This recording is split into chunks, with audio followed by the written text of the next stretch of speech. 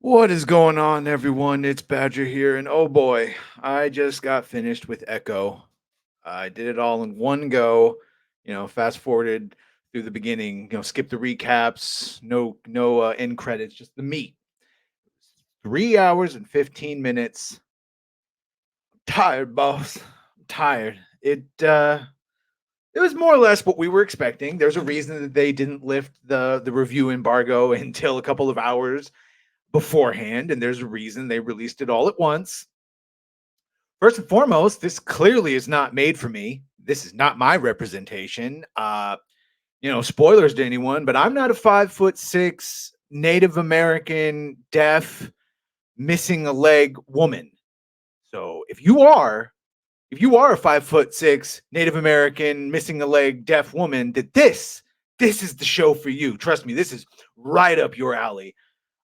Other than that, everyone else normal. This is three. Everyone, I think it's so funny. They saw that trailer. Oh, it's going to be so brutal.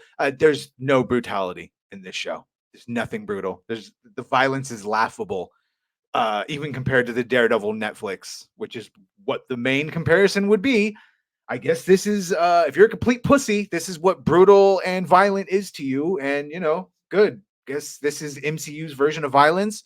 Doesn't fill me with inspiration of what we might see in the Daredevil or even the Deadpool if this is what we're considering brutal. Most of this felt like I was watching. It alternated between Hallmark and CW. I where do we go? Okay, let's start. Let's wind the clock back. Start at the beginning.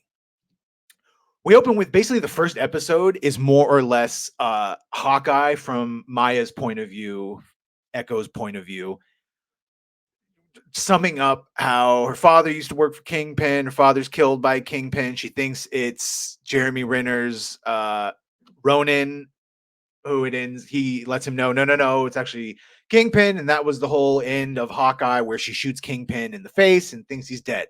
So the second episode is her escaping New York, thinking Kingpin is dead. She goes back home. We get flashbacks. It might have been the first one too, but either way, they flash back to when she was a kid, with her living with her cousin, her family, and how she lost her leg. She lost her leg by getting T-boned while crossing. She was in a car as a passenger. They're crossing railroad tracks. The brakes don't work. Her mom's sitting there slamming, trying the brakes. They don't work. They get T-boned, and a piece of glass from the windshield. Now, we all know that windshields shatter and they go into a million little pieces. A piece of that, a shard, maybe 3 inches by 6 inches, goes into her leg, and we're led to believe that that is how she lost her leg. Now, I'm sure people will be screaming that even though it clearly says that it's 2007 and they're in an older model pickup, that's why. But I would still, it stretches incredulity. You could have just said her leg was crushed in the car accident. Whatever. That was just one of the first glaring ones. Then we go into they kept going to flashbacks of ancient people, and I guess I got to be careful because some of this is the Choctaw creation myth, and some of this is just bullshit that Disney made up. And I don't know where the line is because I don't care about Echo in the comics. But it's also my understanding in Echo in the comics, her powers are she's like an Olympic level athlete, and she has like a photographic memory, and she, much like Taskmaster, can just observe you, and just from seeing you do something, she can do it too. Thus, she can echo her fighting opponents. Well, all that's gone, and now her echo is a completely different thing. Basically, stole it from Assassin's Creed. That now she's echoing the lineage of her people and like the skills and passion and power that she has from the original one, because of course it's a woman, the original woman who created all the Choctaw people and saved them, and that power, represented by glowing spiral hands, has gone down to her. A couple times she uses it. It's a plot point. I'm not going to go into details because trust me, if I'm not selling it, oh boy, you're missing out. First episode had the Daredevil fight scene. Yeah, it's not good.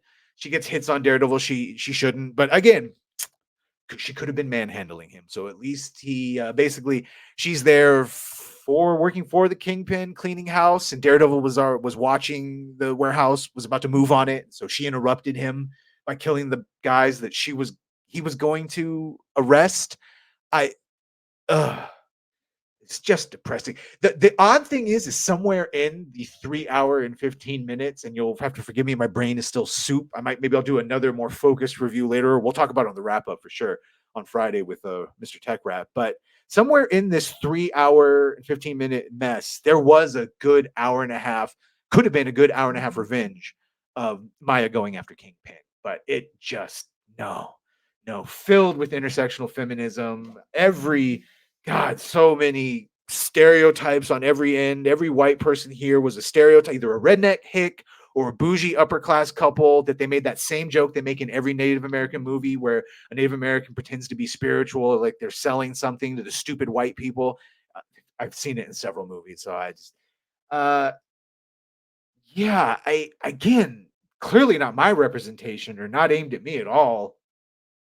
I tried to enjoy some of the fight scenes. She's she walks around most of the time with resting bitch face, Maya Lopez. And I understand that that's the character. The one time she did give a genuine smile in the third episode, she's very beautiful, very nice. It's a shame they couldn't find a better balance on that of how to make her angry and troubled without coming off as, a see you next Tuesday. But again, that's a balance that they always struggle to find. Yeah, I know honorable mentions the grandpa and the mom. I think it's Graham Greene is the guy, and the mom. They were the basically Kicking Bird and his wife from Dance with Wolves. So it was nice to see them again. They've aged well. Sam from Twilight, he plays a major role. I don't know.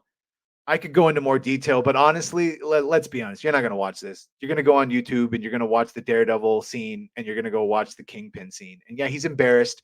They rip off Avatar. Yeah, let's get what was the point of the entire show? What did I watch 3 hours and 15 minutes to see? I watched it to see Maya get fucking Native American creation matriarch powers, which give her the ability to heal. And at the end, she pulls an Avatar, The Last Airbender. She puts her glowing hands into a kneeling Kingpin, and she pulls out his anger or his past trauma, and quote unquote frees him of it. And we have the end credit scene of Kingpin that sees that someone who's strong and is going to clean up the swamp. They're making a fucking Trump analogy, of course, but in this case, it's going to be altruistic because she removed the hate from his heart or something. And so Kingpin's running for mayor. We went a long way for her to get powers. Nothing to do with her in the comics. She has matriarchal superhero powers from the creation of the Choctaw people because it runs through her line. Okay. And she used it to free Kingpin, and now he's running for mayor. That's Echo. Hope you had fun. Hope you enjoyed it. Like, share, and subscribe. If you've done that, thank you. If you're going to do that, thank you. We'll see you on the next one. Oh, boy. No, seriously. Don't save yourself time. Just go watch the Daredevil and the Kingpin scenes. Save you about 3 hours. Oh, boy. I'm going to go sleep now or cry or do something. See you on the next one.